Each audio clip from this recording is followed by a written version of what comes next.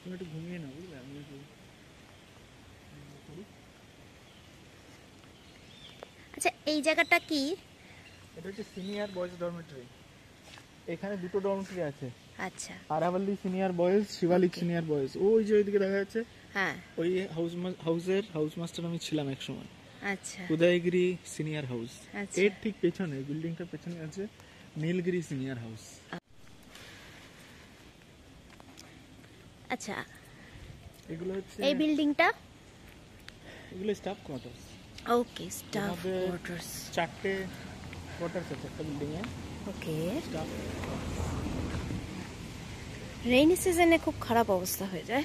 এই জায়গাটা নিচু, অনেক পুরোনো কোয়ার্টার ছিল, এই জন্য জল জমে গেছে। এখান থেকে জল বেরোনোর জায়গা নেই। বাড়ি আছে শিবালিক জুনিয়র আর উদয়গিরি জুনিয়র, আর একদম শেষে আছে